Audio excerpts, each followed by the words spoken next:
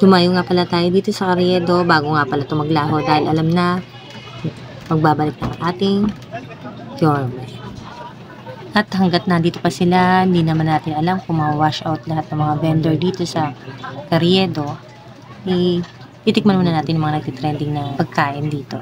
Ito kasi yung lugar na karaniwan din na tayo ng mga vlogger, kaya ngayon lang tayo nagawi dito.